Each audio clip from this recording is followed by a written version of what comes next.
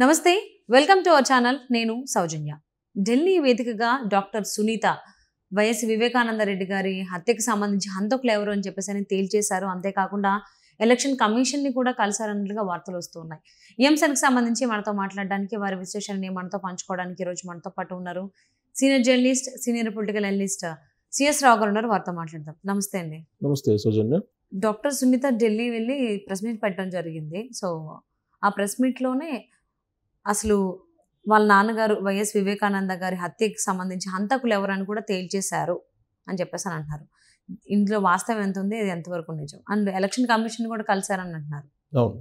So యాక్చువల్గా సునీతారెడ్డి ఒక పోరాటం చేస్తున్నారు. గత 5 ఏళ్ల నుంచి ఒక పెద్ద ఎత్తున చాలా పోరాటం చేస్తున్నారు. ఒక మహిళ ఉండి కూడా రాజీ లేనటువంటి పోరాటం. తన తండ్రిని హత్య చేసినటువంటి వాళ్ళకి ఖచ్చితంగా న్యాయబద్ధంగా శిక్ష పడాల్సిందే అనేటువంటి ఒక ఆలోచనతోటి ఆవిడ చేస్తున్నటువంటి పోరాటం ఏదైతే ఉందో నిజంగా అప్రిషియేట్ చేయాలి.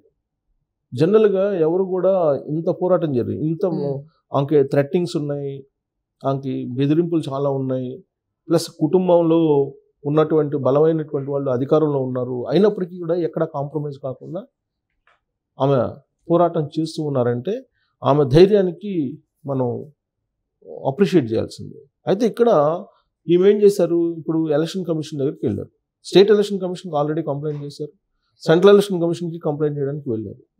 వివేకానంద రెడ్డిని మర్డర్ చేసినటువంటి వాళ్ళు భాస్కర్ రెడ్డి, ఆయన తండ్రి, ఆయన కుమారుడు అవినాష్ రెడ్డి, వీళ్ళిద్దరూ కలిసి మర్డర్ చేశారు, వీళ్ళే సూత్రధారులు, వీళ్ళే పాత్రధారులు అనేటువంటి ఆరోపణలను ఇప్పుడు సునీతారెడ్డి చేస్తూ ఉన్నారు.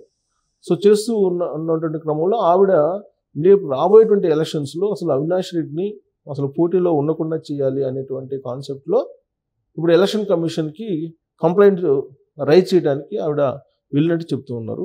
సో ఆవిడ అక్కడ ప్రెస్ మీట్ పెట్టారు. ప్రెస్ మీట్ పెట్టి ఆవిడ ఏమన్నారు అనేది ఒకసారి చూద్దాం, అంటే విందాం.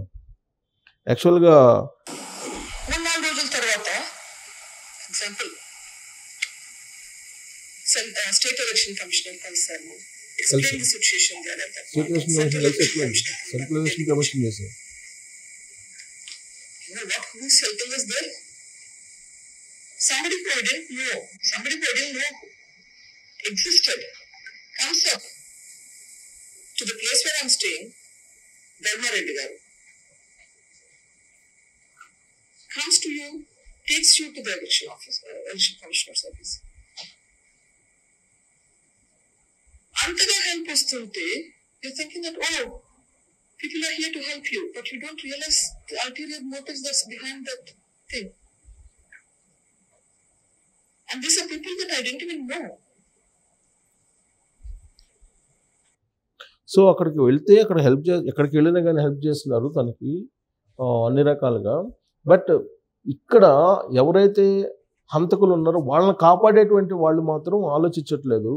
హంతకులకి కాపాడుతూ ప్రయత్నం చేస్తున్నారు జగన్మోహన్ రెడ్డి అనేది ఆవిడ చేస్తున్నటువంటి ఆరోపణ. ఒకటేంటంటే ఇప్పుడు అవినాష్ రెడ్డి ఎంపీ, కడప ఎంపీగా ఉన్నారు అవినాష్ రెడ్డి అండ్ భాస్కర్ రెడ్డి ఇద్దరు కలిసి మర్డర్ చేశారు అనేది ఆవిడ ఆరోపిస్తున్నారు. ఆ మేరకు సిబిఐ కూడా ఛార్జ్ షీట్లో వాళ్ళ పేర్లు నమోదు చేసింది. నమోదు చేసిన తర్వాత అసలు అవినాష్ రెడ్డి అరెస్టు లేదంటే కేసు అనగానే ఈయన ప్రతిసారి ఢిల్లీ వెళ్ళి జగన్మోహన్ రెడ్డి ఏదో ఎవరినో కలిసి దాన్ని ఏదో చేసేసి వస్తున్నారు అనేది ఇప్పుడు సునీత చెప్తున్నటువంటి మాట. నిజంగా కూడా అలాంటి సిచ్యువేషన్సే కనిపిస్తున్నాయి. ఎందుకంటే కర్నూలులో సిబిఐ అధికారులు అవినాష్ రెడ్డిని అరెస్ట్ చేసి విచారించాలని చెప్పి ప్రయత్నం చేసినప్పుడు అక్కడ కర్నూలు పోలీసులు సహకారం అందించలేదు. కర్నూలు హాస్పిటల్లో అవినాష్ రెడ్డి ఉంటే అతన్ని తీసుకొచ్చి విచారించాలి అనేటువంటి ప్రయత్నం చేస్తూ ఉంటే బట్ కోఆపరేట్ చేయలేదు.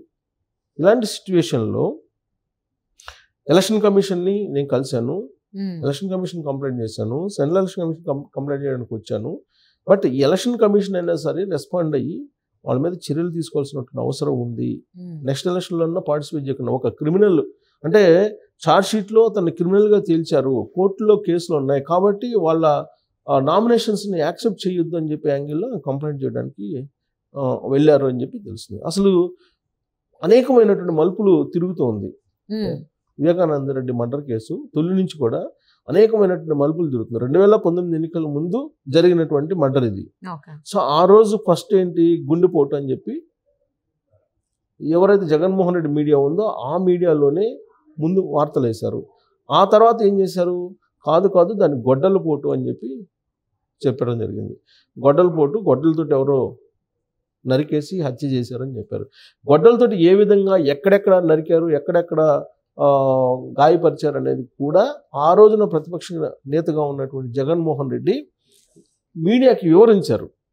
అంటే ఈ స్పాట్కు పోకుండానే ఈయన వివరించారు. ఆ రోజున విజయసాయి రెడ్డి ఏమో ఫస్ట్ గుండెపోటు అని చెప్పి వెల్లడించారు. జగన్మోహన్ రెడ్డి కొద్దిసేపు అయిన తర్వాత కాదు అది మర్డర్ జరిగింది అని చెప్పి ఆయన చెప్పారు. సో దాన్ని చంద్రబాబు నాయుడు, ఆ రోజు మంత్రిగా ఉన్నటువంటి ఆదినారాయణ రెడ్డి, బీటెక్ రవి వీళ్ళందరి మీద అనుమానం వ్యక్తం చేసేలా రాజకీయంగా దాన్ని అటువైపు తిప్పారు. ఫ్యాక్షన్ నేపథ్యంలో జరిగినటువంటి హత్యగా చిత్రీకరించేటువంటి ప్రయత్నం చేశారు. సో మొత్తం మీద ఆ ఎలక్షన్లో అది వర్కౌట్ అయింది, సానుభూతి వచ్చింది. అప్పటికి సునీతారెడ్డికి తెలియదు అది నిజంగానే గుండెపోటు అని చెప్పి వాళ్ళు చెప్తున్నారని చెప్పి నమ్మారు. ఆ తర్వాత ఇది కాదు మర్డర్ అని అంటే ఇది ఎందుకు జరిగింది అనే దాని మీద ఎంక్వైరీ చేస్తూ వస్తే కనుక అప్పుడు గంగిరెడ్డి, లేకపోతే భాస్కర్ రెడ్డి, అవినాష్ రెడ్డి ఈ మొత్తం వ్యవహారం బయటకు వచ్చింది. ఎక్కడ బయటకు వచ్చింది, ఇది సిబిఐ ఎంక్వైరీ చేసింది. సిబిఐ ఎప్పుడు ఎంక్వైరీ చేసింది, కొంత సీరియస్గానైనా సుప్రీంకోర్టు సీరియస్గా తీసుకుంది. సుప్రీంకోర్టు ఒకనొక మూమెంట్ సుప్రీంకోర్టుకి వెళ్ళి నా తండ్రిని మర్డర్ చేశారు, అంతకులను కనుక్కొని శిక్షించండి అని చెప్పేసి పిటిషన్ వేసి పోరాడితే సునీతారెడ్డి, దాని మీద సుప్రీంకోర్టు ఇన్వెస్టిగేషన్ ఆఫీసర్స్ టీంని ఏర్పాటు చేసి వాళ్ళకు ఒక డెడ్ లైన్ పెట్టి last June 30th dead line పెట్టారు. పోయిన సంవత్సరం జూన్లో 30th డెడ్ లైన్ పెట్టి ఈ 30th లోపల మీరు దాన్ని ఫైనలైజ్ చేసి మీరు రిపోర్ట్ ఇవ్వండి అని చెప్పి సుప్రీంకోర్టు చెబితే 30th పోయింది, జూలై పోయింది, తర్వాత ఆగస్టు పోయింది, అన్ని నెలలు పోయింది. ఇప్పుడు ఆల్రెడీ మళ్ళీ 24 వచ్చింది, 23-24 వచ్చింది. అయినప్పటికీ ఇప్పటికి కూడా ఆ కేసు మీద ఇప్పటి వరకు కూడా పూర్తి స్థాయిలో దర్యాప్తు ముగించలేదు. అంటే సుప్రీంకోర్టు ఆర్డర్స్ను కూడా ధిక్కరించేశారు. అసలు ఎంత విచిత్రమైనటువంటి పరిణామం అంటే సిబిఐ అధికారి, విచారిస్తున్నటువంటి అధికారి రామ్ సింగ్ అనే సిబిఐ అధికారి, ఆయన విచారిస్తూ ఉంటే ఆయన విచారణని ఛాలెంజ్ చేస్తూ ఆయన మీదనే కేసు పెట్టారు కడప పోలీసులు. ఆయన మీదనే కేసు పెట్టి ఆయన అరెస్ట్ చేసేటువంటి ప్రయత్నం చేశారు కడప పోలీసులు.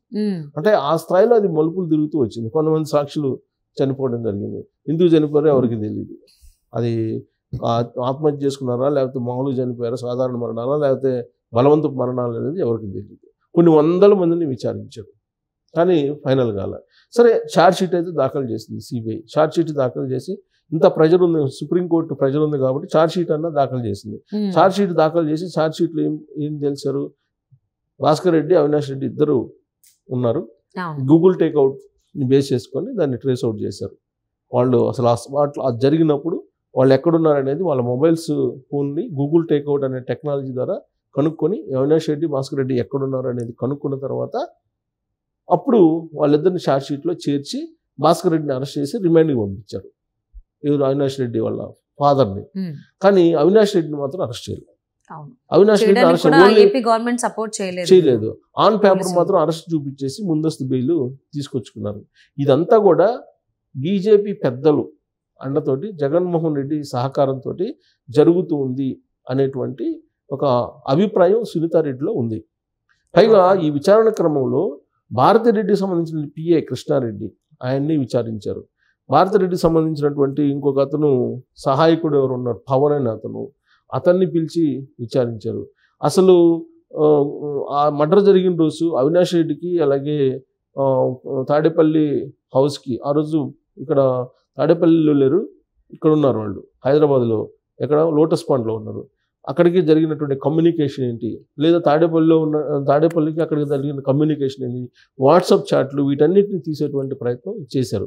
ఆ క్రమంలోనే భారతిరెడ్డికి సంబంధించిన పిఏని, పిఎస్ని, ఆ సహాయకుడిని వీళ్ళని పిలిచి విచారణ చేయడం జరిగింది. అలాగే వివేకానంద రెడ్డికి సంబంధించినటువంటి పిఏ కృష్ణారెడ్డి ఆయన్ని విచారించడం జరిగింది.